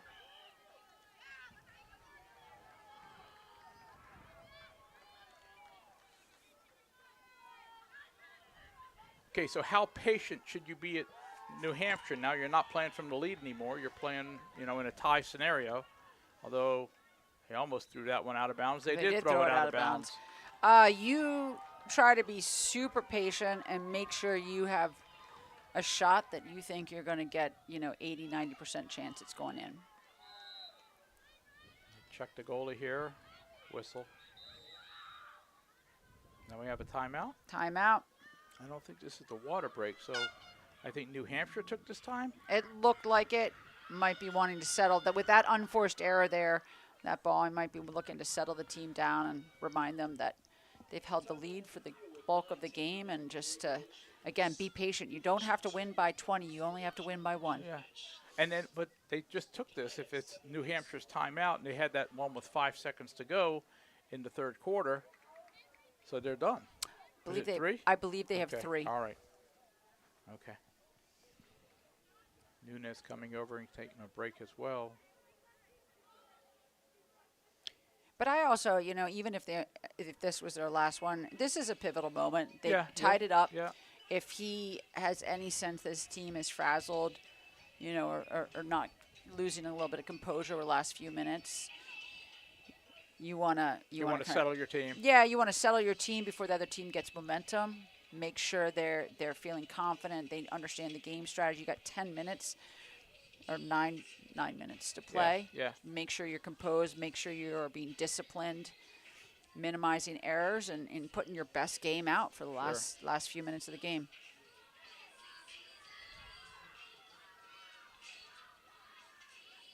I think mental composure and discipline, it comes down to a lot of that at the end of a game, especially when it's tied.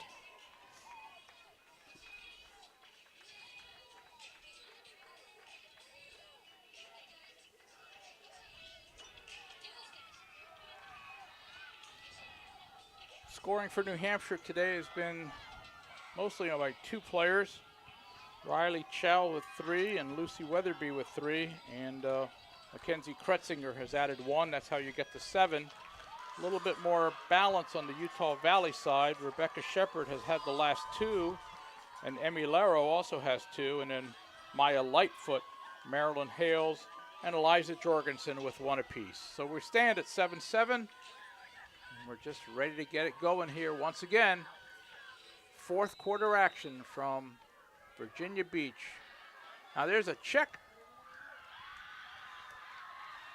That was interesting.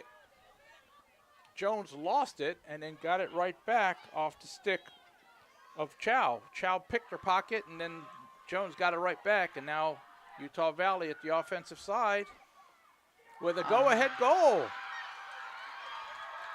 What a transition. They finally got it down the field and were able to take advantage of the transition opportunity.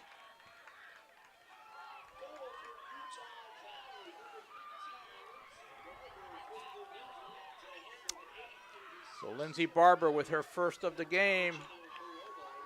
And Utah Valley takes, I believe, the first first lead. Yeah. I believe the first lead of the game. they've scored 3 straight now. They were trailing 7-5, and now they've forged ahead 8-7. Now we still have a ways to go, so it's a long way from being finished. Just as we get a flyover.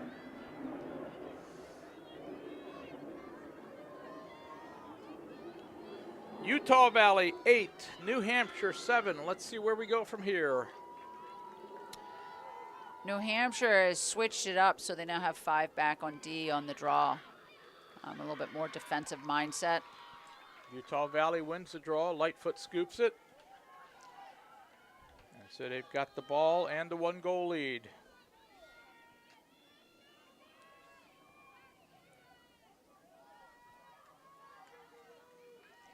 Now they're in patient mode. They have been patient for much of the afternoon. But there's no urgency at this point. Gaudette is still tight on Maya back there on the face guard.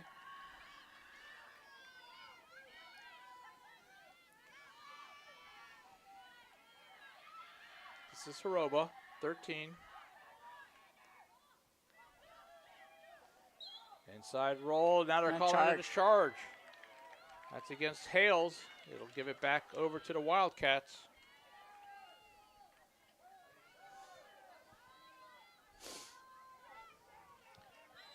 Libby Stone trying to carry it out of the zone.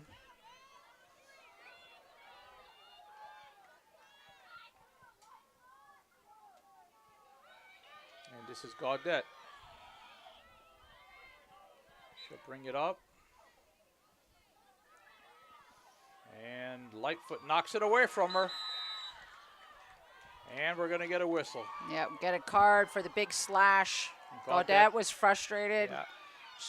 She was upset with herself for losing a ball and then had the frustration penalty to follow it. So kind of a, I don't know if it's a pivotal play, but No, but it shows him the mental game is just, again, what I said before, so pivotal in these last 10 minutes. Like, you got to have discipline.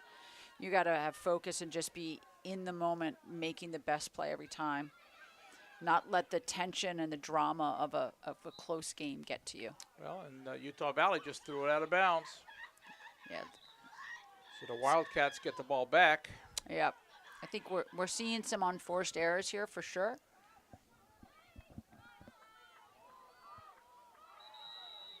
And now we've got a stoppage again.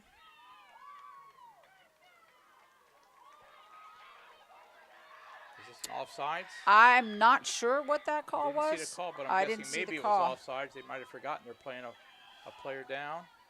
Oh. Yeah, transition opportunity and a big save. Nunez makes the stop. That was a big opportunity for Utah Valley to take a 2-goal lead, and Nunez just turned it aside. Yeah. That was a big save. It was absolutely.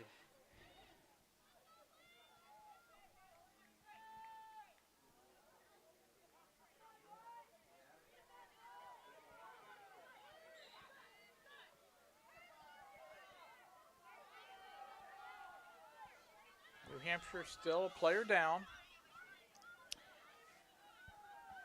I'm guessing they will try and hold it until Yeah, they're not. back to equal strength. Yeah, they want to not force it as much as they can, coming through. When they're player down, forcing it through a double.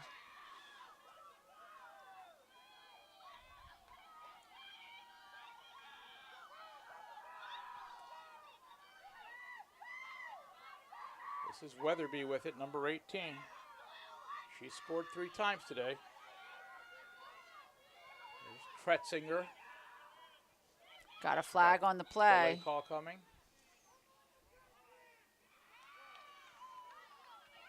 It's not a free position. At least not inside the 8-meter. No. It looks like the penalty will be is released. Yeah, I think we're even now, Yep. right? Yeah, so on the whistle, Well, now they are putting her They on the did put her hash. on the 8, yeah. Oh, I thought it was outside. Okay, this is Kretzinger looking to knot it up. Shot and a goal. and a goal.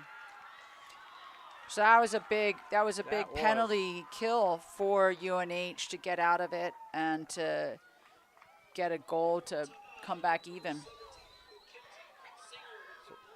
So Kretzinger's second has now put us even again at 8-8, 4:41. Folks, it's a tight one right down to the end.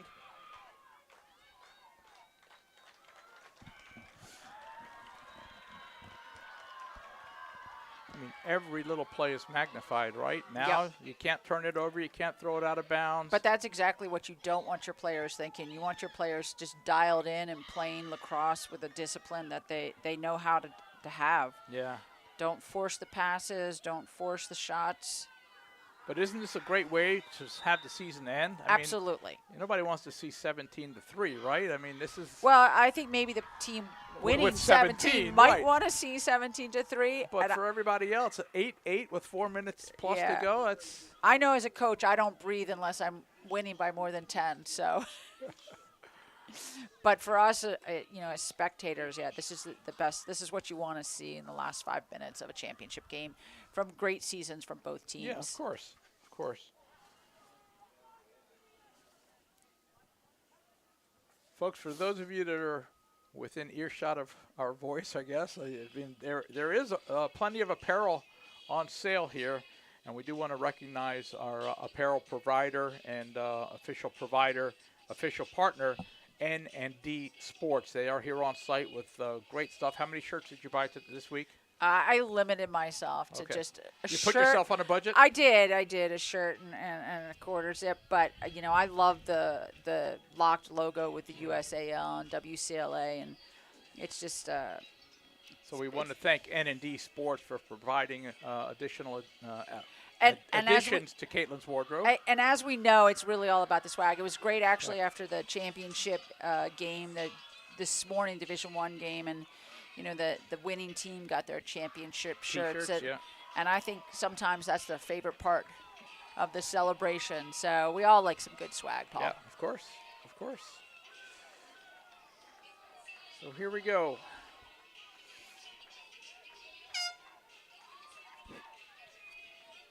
And it looks like we got a lot of fans standing for the last few minutes of the game. Well, I'd say edge of their seat, but they're not even right on the seat. They're not using them. Here we go. They're into it. You know, the players are into it.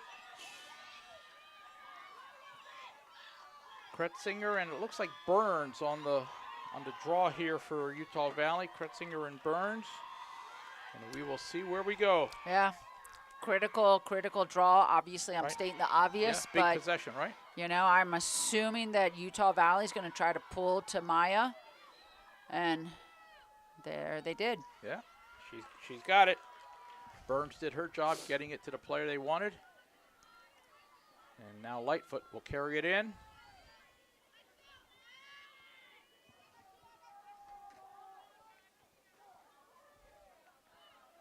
Gaudette comes over. Her penalty was released, and she's back guarding Lightfoot.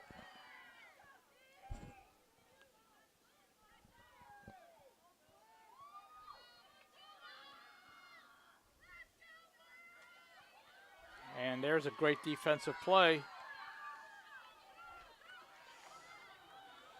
That was Ryan making the pick, and now it'll be New Hampshire with it.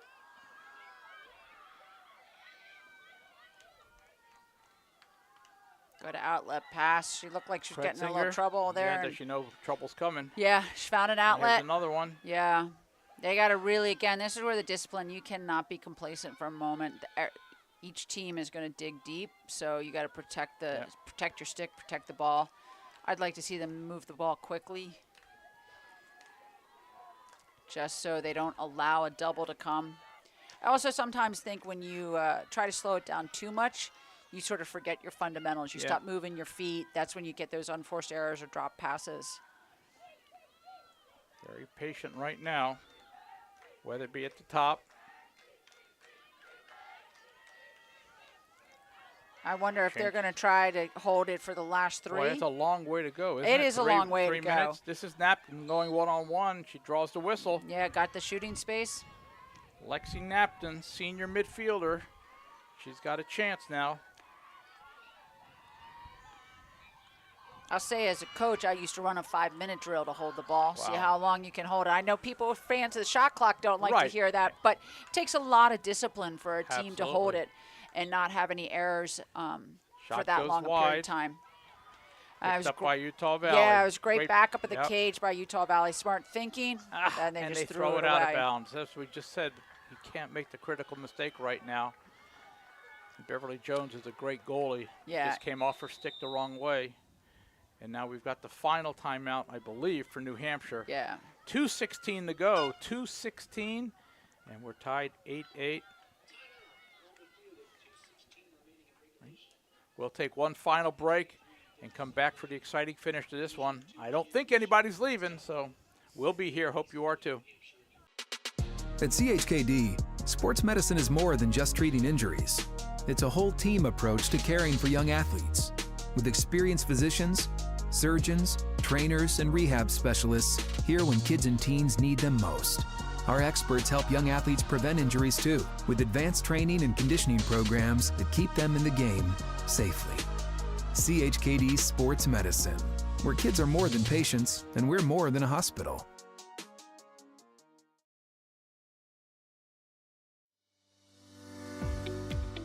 Revitalize your property today. Shine Time is your turnkey solution for all power washing and painting projects. With years of experience in both residential and large-scale commercial settings, their focus is to bring new life to your home, building, or outdoor space and ensure 100% customer satisfaction every time. Shine Time Power Wash. After more than 50 years of innovation, AstroTurf still leads the way. The inventor of artificial turf does it all, right here in the USA. We engineer, test, manufacture, and install the world's most innovative fibers and turf technologies, with over 30,000 tracks and fields worldwide. AstroTurf, powered by Sport Group. Wait, hold up. DQ put fries and onion rings in a chicken strip basket? Did you know this? Oh, of course you did. It's sitting right in front of you. Sorry. I mean, you got fries and onion rings together. Is this for real? Hey, baby, wait. Oh, yep. That just got really real. Grab it. Welcome back, folks. Paul O'Hanian, Caitlin Kelly, along with hundreds, thousands of you tuning in for the end of this Division II championship game. 2:16 away from crowning a new Division II champion in WCLA. We think 2:16. Yeah. I don't want to say that is true. the other That word, is true. right? No, But don't it say that could yet. happen. That being said, this game has kept us on the edge of our seats, and it's really what it was billed for. Number 1 versus number 2, tied with 2 minutes left in the game.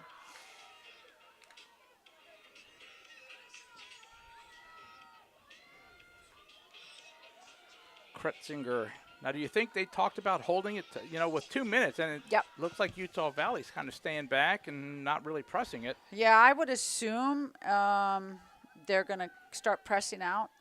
How would Maybe- you play this as a coach? You've got the ball. You're coming out of a timeout, 8-8. Do you tell your team to go, or do you say wait until you get a 90% opportunity? Well, we had a play, where we pulled it out on purpose and challenged them to come after us, so that then we could get an open 1-on-0 goal. Right. But for me, as a coach, I probably we'd be in red. We wouldn't be going to goal yet. All right.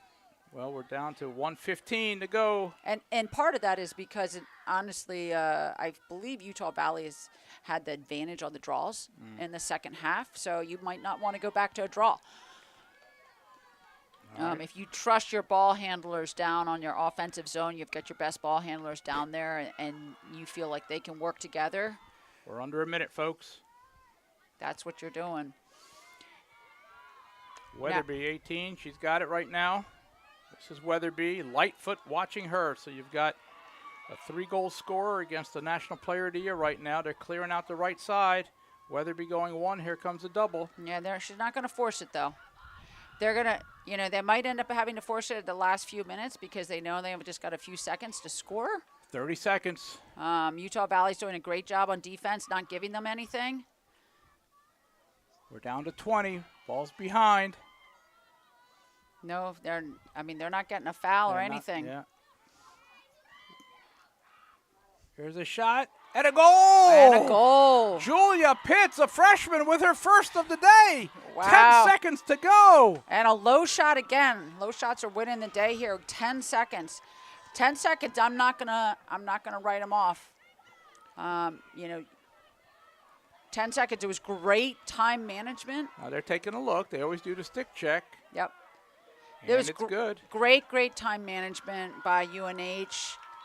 They got, now I think Utah Valley's going to take Take a a timeout, absolutely. UNH, great time management. They did about 2 minutes. Yeah. Burned it off. They Right, got we were at 2:12 coming out of the timeout. Yep. Burned it off. 10 seconds left. I mean, as a coach, I'd like only 2 seconds left. I think 10 seconds, you can score in 10 seconds, but it has to be a clean draw win Wow. for Utah Valley. So you got to get that. Then you got to come down. You got to get 1 or 2 passes and a quick goal. So you're going to start, if you're New Hampshire, with 5 on the defensive end right You now. can put 6 back You there. play 6 back there. Yep. You put your team back there, and you hope for, if you're Utah Valley, you hope for a very clean win on the draw. Julia Pitts, a freshman. Yep. Chelmsford, Massachusetts. She might have had a lot of big goals in her prior lacrosse career. Not sure if she's ever had the championship winning goal, if What? that's the way it holds up. Yeah, that'd be a nice inaugural season for her college career. Yeah. Wow. It looked like they weren't going to be able to get a shot, and she just No. started going to goal. Well, sometimes when you have, and that's where we've seen a lot of these last couple goals have been low shots or low release shots. Yeah. When you got double, triple team up high, a lot of times your best option is bring your stick down low and shoot underhand if you have that in your arsenal. So both teams right now, the Utah Valley coach is making sure that team believes they can still get a goal off or get a shot off with 10 seconds. Yeah. And UNH they just might be holding their breath, but thinking about what they can do to minimize that. I think they will probably stack some people back in the defensive zone, but you also don't want to give a free and easy draw. You want to contest that draw. Sure. To as draw mu- out the 10 seconds. To draw out the 10 seconds as much as you can. You don't want them entering the zone with 9 seconds. So this is. Well, and then you don't want a violation either. Correct. Right. Correct. And you don't want to get anywhere down near the CSA with a foul. So pretty much the whole. Well, you don't whole want to foul. season. You don't want to give them a freebie, of Correct. course. We got the season right now on is this it. draw. Yeah, of course. And that's the beauty of this game, and also the part of it that might keep you up at night. So it looks like Lexi Burns, who won the last draw for Utah Valley, she's going to be the one taking the draw. Yeah, they're going to try to draw to Maya. Looks like they've got two. They're going to try and draw it back. Yeah, but what I said, they are playing defensively. They have everyone back on the defensive zone, and they are not matching up the UNH players with the Utah Valley players on the draw circle. Yeah. So if the Utah Valley center is able to, Maya has a clean drop. Nope, now they're moving. Well, Now they're moving. That's where she drew to last time. It's easier for her to pull over her shoulder. All right, well, Lightfoot got it. Yep. Clock is moving. 5 seconds. We got a whistle. Here we go. Thrown over to the middle. Thrown over. It's on the ground, and that's it. That's it. I thought I heard a whistle during that play. And It was, but because it's a self-start. Okay. It was in the midfield. All right, well, we have crowned a new Division II national championship champion with UNH over Utah Valley, number 2 seed. How about that? Eked out a win over the number 1 seed. The Wildcats of New Hampshire are bringing home a trophy from the WCLA championship. What a game, right? Nail biter all the way. And the Wildcats knock off the top seed, the Utah Valley Wolverines, and they win it 9-8. And the hero, at least for the winning goal, Julia Pitts. They're still celebrating. Yes. Caitlin, a great way to finish the season. Yep, absolutely. Thank you, Paul. Thank you for all your commentating. We hope you all are back next year to listen to us for another great championship week. Folks, we appreciate you being on board with us. Hope you enjoyed this game. And we hope that all of you that support the WCLA will continue to do that, because these girls across the country, college students, they run their own teams and do a great job all year. And we enjoy being down here in this championship week and seeing the best teams that have worked so hard all year, and they're here playing for a trophy. And we have had 2 winners today. Boston College wins its 2nd championship, and New Hampshire wins its 1st. Congratulations to both teams. So for Caitlin Kelly, Paul O'Hanion, for all of us at USA Lacrosse and the WCLA, we say goodbye and thank you for joining us.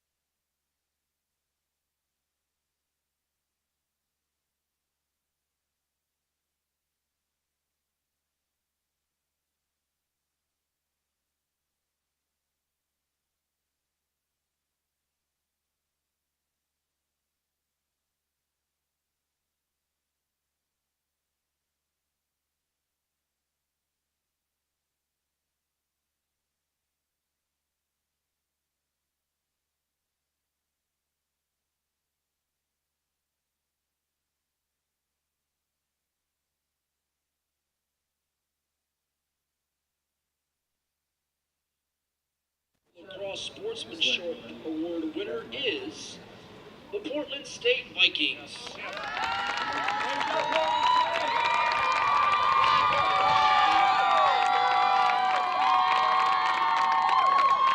Congratulations to Portland State.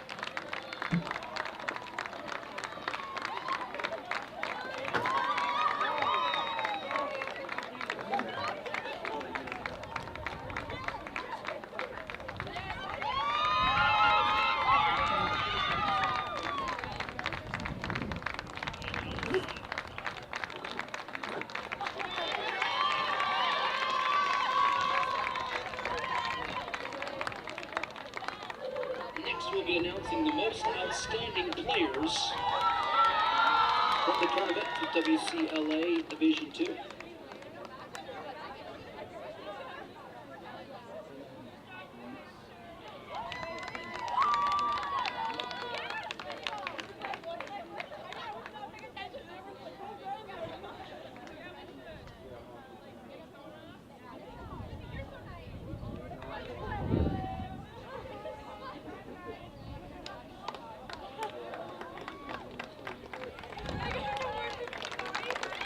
Now for the individual awards. For defense, number 2 from New Hampshire, Ava Gaudette.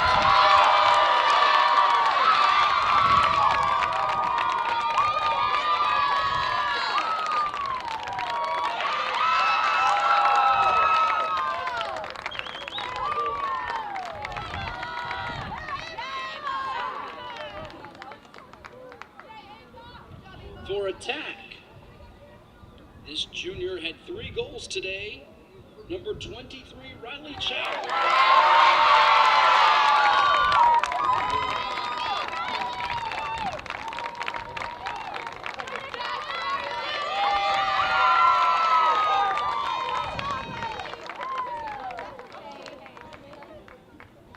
For midfield, this freshman from Amherst, New Hampshire, had 6 goals in the last 2 wins for her team. Also from New Hampshire, number 17, Mackenzie Singer.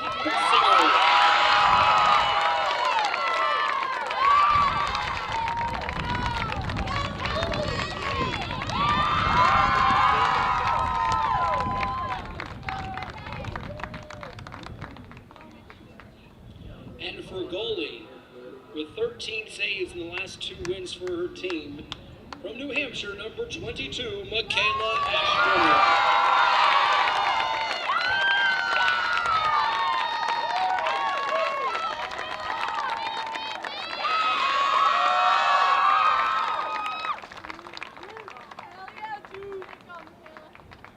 What a terrific championship game we had. Now let's recognize our WCLA Division II second place team with a record of 17-2 overall.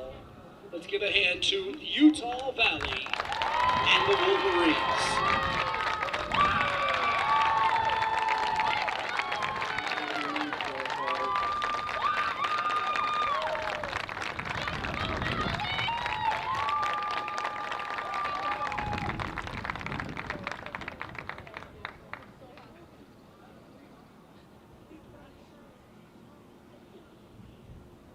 And now, your 2023 WCLA Division II National Champions with a record of 14-2-1,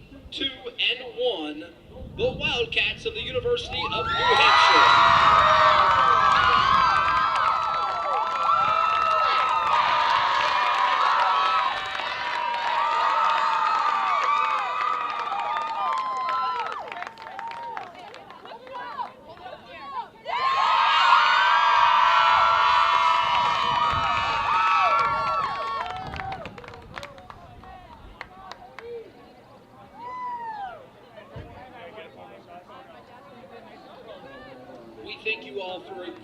week of lacrosse.